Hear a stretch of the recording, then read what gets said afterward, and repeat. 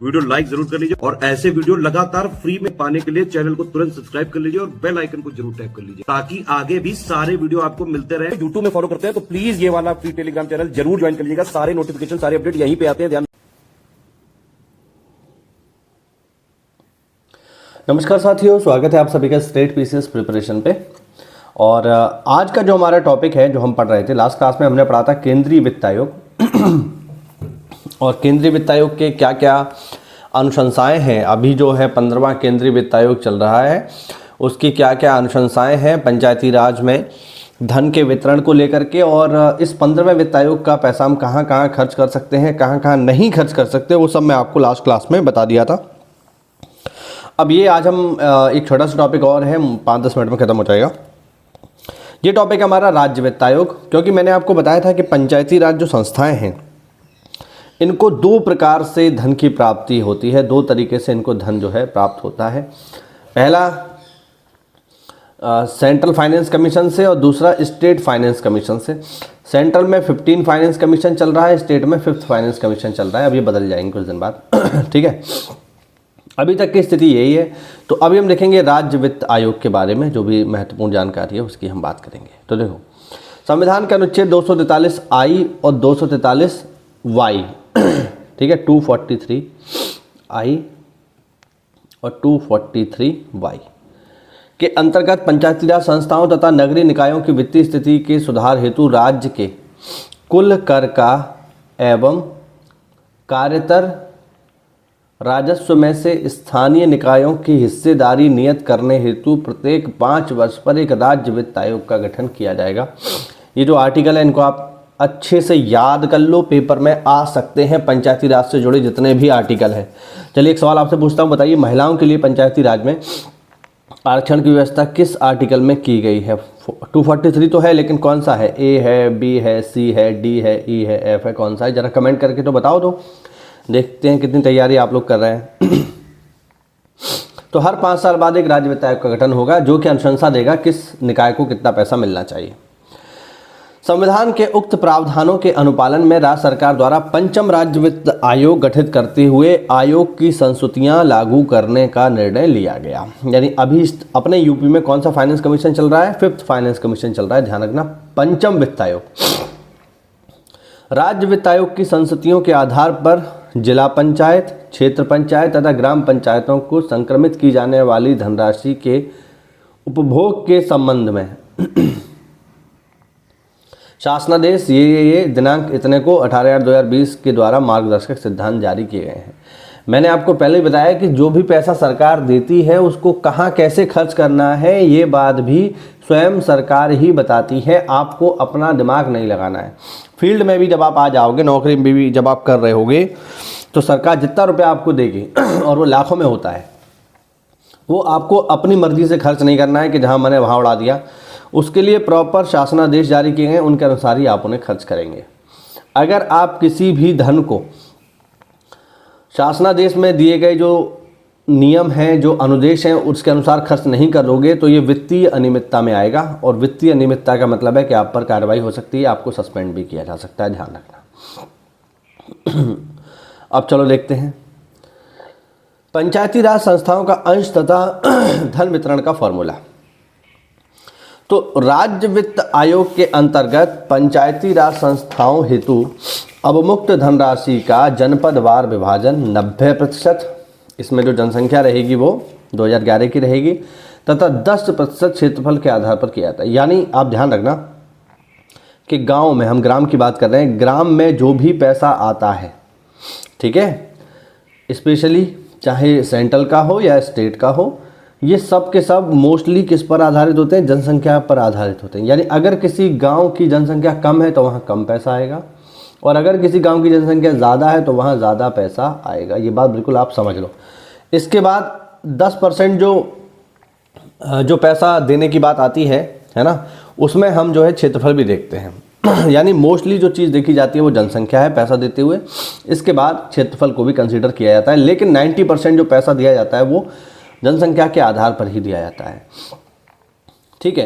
राज्य वित्त आयोग के अंतर्गत ग्रामीण निकायों को अंतरित की जाने वाली धनराशि का बंटवारा जिला पंचायत, क्षेत्र पंचायत तथा ग्राम पंचायत के मध्य 15-15-70, ये मैं आपको पहले भी बता चुका हूँ कि जितना भी पैसा आएगा उसमें सबसे बड़ा हिस्सा पंचायत का 70%, फिर ब्लॉक का 15% और फिर जिला का 15%, ये आप देख सकते हैं यहाँ पर। तो मोस्टली जो भी पैसा आता है वो सबसे ज़्यादा ग्राम पंचायत को ही आवंटित किया जाता है, क्योंकि गांव अपना विकास कर लेंगे तो क्षेत्र अपना विकास कर लेगा, सीधी सी बात है, अपने आप, है ना। और क्षेत्र अपना विकास करेगा तो जिले का विकास तो अपने आप हो जाएगा। इसीलिए जो सबसे छोटी इकाई है उस पर हम सबसे ज़्यादा ध्यान देते हैं, और वो सबसे छोटी इकाई क्या है? वो सबसे छोटी इकाई है हमारी पंचायत, हमारा गाँव। इसीलिए सरकार सबसे ज़्यादा पैसा जो है 70% पैसा किसको देती है? गाँव को देती है कि अपना विकास आप खुद करिए। अच्छा, एक चीज़ यहाँ पर मैं आपको और क्लियर कर दूँ, जैसा कि आपको याद होगा जब हमने एक सेकंड यहाँ बता देता हूँ। हाँ, आपको याद होगा जब हम सेंट्रल फाइनेंस कमीशन पढ़ रहे थे कल, तो उसमें मैंने बताया था सेंट्रल फाइनेंस कमीशन में 2 तरीके के फंड आते हैं।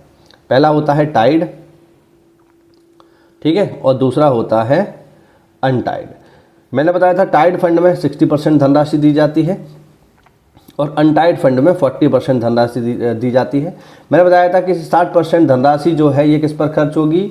ये खर्च होगी क्लीन वाटर एंड सैनिटेशन पे, यानी स्वच्छ पानी और स्वच्छता, इस पर मोस्टली इसका पैसा खर्च होगा, है ना, ओडीएफ वगैरह में।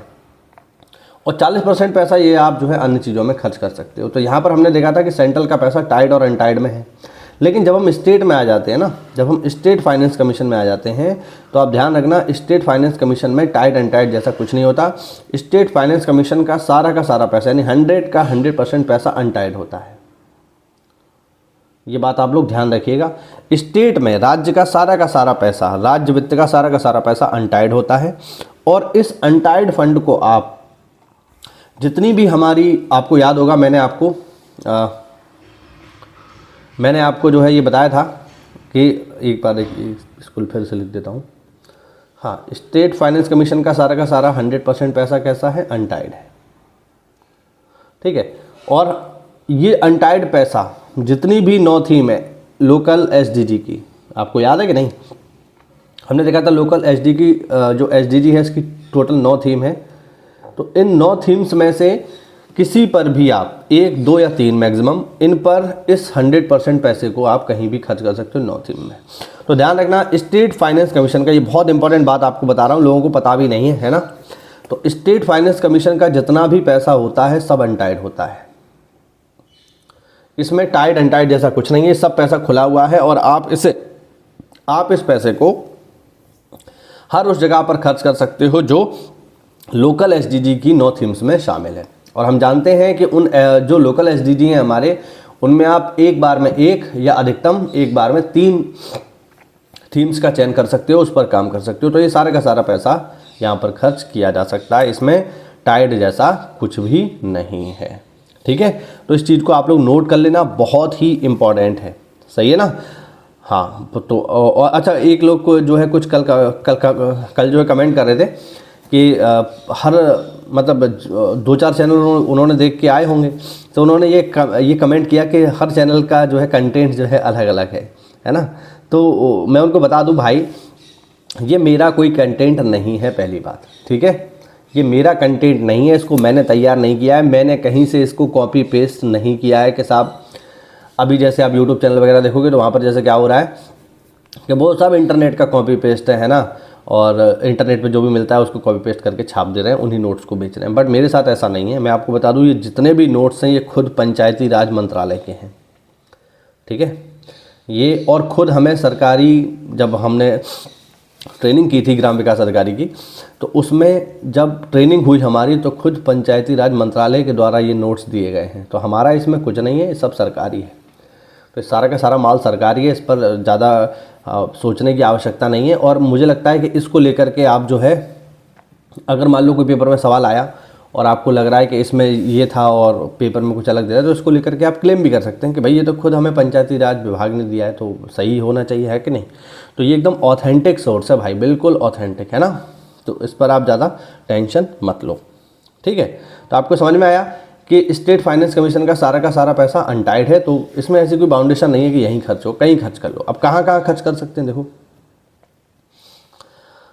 अब जो पैसा आएगा उसको खर्च करने के सिद्धांत देखो। पंचायतों को संक्रमित, अब यहाँ पे देखिए शब्द थोड़ा वैसे, संक्रमित का मतलब है जिन्हें पैसा दिया जा रहा है, ठीक है। संक्रमित की जाने वाली धनराशि से ग्राम पंचायत, क्षेत्र पंचायत व जिला पंचायत ये सारे काम करा सकती है ना, क्योंकि तीनों को मिल रहा है, लेकिन सबसे बड़ा हिस्सा किसको मिल रहा है, पंचायतों को मिल रहा है 70%, तो उसी को देखेंगे। शासकीय भवन का रखरखाव, अब जैसे आपका पंचायत भवन हो गया, ठीक है, CSC सेंटर हो गया, RRC सेंटर हो गए, ठीक, इनके रख रखाव में आप कर सकते, स्ट्रीट लाइट लगवा सकते हो आप लोग, ODF के लिए काम कर सकते हो। अब ODF के लिए आप देखो काम सेंट्रल से भी, मतलब जो CFC है हमारा सेंट्रल फाइनेंस कमीशन है उससे भी कर लो, टाइड फंड से, और चाहे तो आप स्टेट फाइनेंस कमीशन से कर लो। शासकीय भवन तथा सार्वजनिक स्थलों के वैद्युत देयकों का भुगतान, अब जैसे आपका पंचायत घर है, उसमें बिजली कनेक्शन होगा, उसका बिल आएगा, तो उसका बिल आप यहाँ से पे कर सकते हो। पंचायत की सड़कों का निर्माण, है ना, पंचायत में जो सड़कें बनती हैं, CC रोड बनते हैं, इंटरलॉकिंग वाले, वो कर सकते हो। पेयजल योजनाओं का निर्माण एवं रखरखाव आप कर सकते हो स्टेट फाइनेंस कमीशन से। ठोस एवं तरल अपशिष्ट प्रबंधन, SLWM, सॉलिड एवं लिक्विड वेस्ट मैनेजमेंट, आप चाहो तो SLWM जो है सेंट्रल के टाइड फंड से कर लो, या चाहे जो है आप स्टेट फाइनेंस कमीशन से कर लो, कहीं से भी कर लो, कुल मिला के साफ सफाई रहनी चाहिए। सामुदायिक शौचालय, जन सुविधाएं, अंत्येष्टि स्थल की बाउंड्री करवा दो आप, है ना, शमशान घाट की बाउंड्री। ग्रामीण शासकीय विद्यालयों में अवस्थापना एवं सुविधाओं का विकास, देखो ध्यान रखना, जब आप एक ग्राम पंचायत अधिकारी हो ना, तो जब आप एक ग्राम पंचायत अधिकारी हो तो गांव के पूरे आप जो है सर्वे सरवाओ, समझ लो, और गांव में जो भी चीज़ें आएंगी, इवन स्कूल भी गांव में ही आ रहा नहीं आ रहा, प्राइमरी स्कूल है ना, तो स्कूल में भी चाहे शौचालय बनना हो या शौचालय की मरम्मत हो, ये सारे के सारे काम आपके द्वारा ही किए जाएंगे, ध्यान रखना, ठीक है। और भले स्कूल के टीचर्स जो उनका ग्रेड पे आपसे बहुत ज़्यादा है ना, लेकिन उनको भी काम करवाने के लिए आपके पास ही आना पड़ेगा, फिर वो चाहे प्राइमरी के हों या जूनियर के हों, वो आपके पास ही आएंगे, समझे। और अब हमें किसी से काम करवाना होता है भाई, तो फिर समझो यार इज्जत बहुत मिलती है, इसीलिए मैं कह रहा हूँ नौकरी एक नंबर है भाइयों यार, टेंशन मत लो, ठीक है। यही स्थिति आंगनवाड़ी की है। आंगनवाड़ी में भी अगर कोई हमें इंफ्रास्ट्रक्चर करना है तो फिर जो है आपके पास ही वो आएगा, आपके द्वारा ही वो किया जाएगा, तो भाई चलवा है यार, रौला है, समझो यार, ठीक है ना। इसके अलावा शासनादेश संख्या इतना में छुट्टा निराश्रित पशुओं हेतु निर्मित कराई जा रही गौशालाओं में राज्य वित्त आयोग की संस्तुतियों के अंतर्गत धनराशि से पेयजल तथा प्रकाश व्यवस्था कराने के लिए निर्देश दिए गए। अगर आपकी गांव में गौशाला है ना, ठीक, तो उस गौशाला में आप स्टेट फाइनेंस कमीशन के पैसे से नल लगवा सकते हो, सरकारी नल जिसे कहते हैं, और वहाँ पे लाइट की व्यवस्था भी कर सकते हो स्टेट फाइनेंस से। शासनादेश संख्या इतना दिनांक 2020 के द्वारा पंचायतों में स्थापित व संचालित गौ संरक्षण केंद्रों हेतु इच्छुक कृषकों के खेतों पर अनुप्रयोजित फसल अवशेष को काटकर भूसे में परिवर्तित किए जाने हेतु मशीनरी और मानव श्रम पर व्यय गौ संरक्षण केंद्र की आवश्यकता के अनुसार भूसे को भंडार घर तक ले जाने के लिए परिवहन लागत एवं उसमें निहित मानव श्रम पर व्यय, भूसा संग्रह हेतु निर्मित किए जाने वाले परंपरागत भूसे के कूप या खोप या भक्कू या बुर्जी, अलग अलग नाम अलग अलग क्षेत्रों में होते हैं, को बनाने में लगने वाली सामग्री यथा बांस, पुआल, रस्सी आदि पर आने वाला व्यय, उसको बनाने हेतु भवन श्रम पर आने वाला व्यय, गौ संरक्षण केंद्रों पर संरक्षित पशुओं की संख्या को देखते हुए आवश्यकता अनुसार नियोजित किए जाने वाले गौ सेवक श्रमिकों की पारिश्रमिक का भुगतान के कार्यों पर राज्य वित्त आयोग की धनराशि से व्यय किया जा सकता है। यानी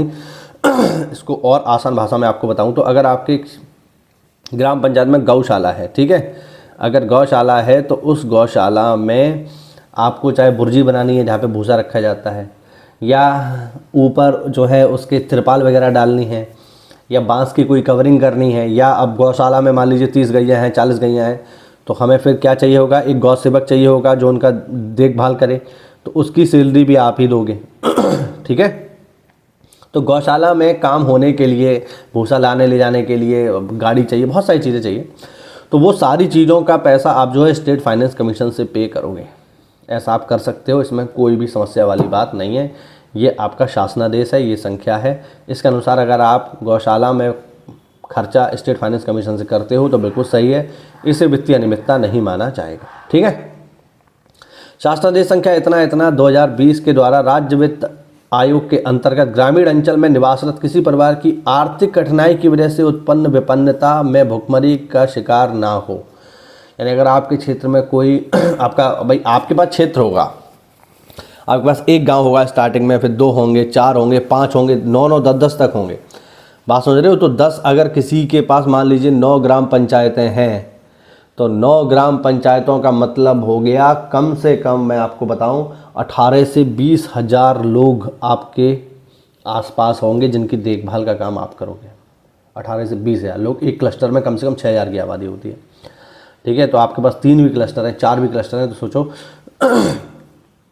20-22 हज़ार 25 हज़ार लोग आपके आसपास रहेंगे जो आपके कार्यों की वजह से प्रभावित होंगे। तो अगर आपके गांव में या आपकी जहाँ पर आपकी ड्यूटी है वहाँ पर कोई व्यक्ति ऐसा है जो भुखमरी का शिकार है और आपको लगता है इसको तुरंत मदद की आवश्यकता है, तो बिल्कुल आप उसे मदद करो।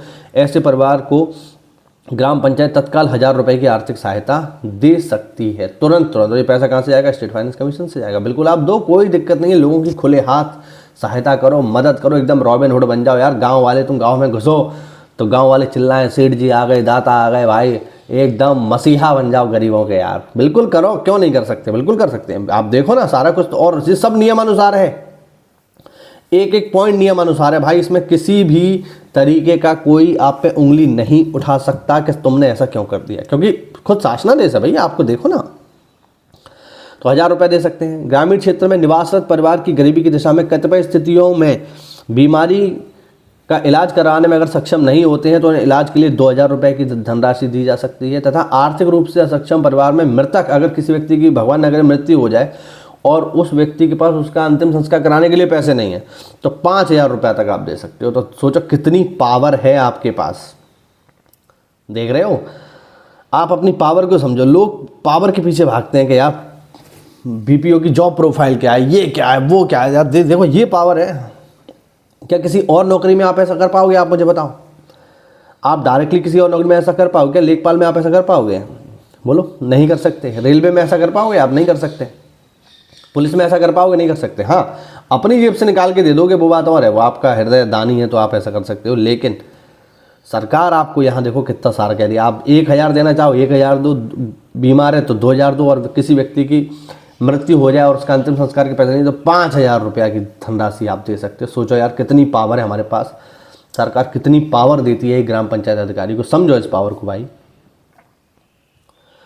पंचायती राज में, अच्छा, त्रिस्तरीय पंचायती राज में पंचम राज्य वित्त आयोग का भुगतान व अन्य कार्रवाई। अच्छा, कहाँ कहाँ जो है कैसे कैसे पैसा जो है मिलता है, ये बात मैं आपको पहले भी बता चुका हूँ, फिर बता दूँ, इंपॉर्टेंट है भाई, पेपर में आती है। अगर आपके गांव में 5 लाख तक का कोई काम है, ठीक है, तो आपको किसी से अनुमति लेने की आवश्यकता नहीं है। मान लो कोई सड़क बननी है जिसका पेमेंट है टोटल 4,90,000 का। अब ये हमें कैसे पता चलेगा कितने का है? तो इसके लिए जब आप सड़क बनवाना शुरू करोगे ना, तो इसके लिए MB की जाती है। MB मतलब मेजरमेंट बुक। MB कौन करेगा? MB जो है करते हैं इंजीनियर या TA भी होते हैं, टेक्निकल असिस्टेंट होते हैं, ये आपको मिलेंगे। ठीक है, आपको इंजीनियर मिलेगा।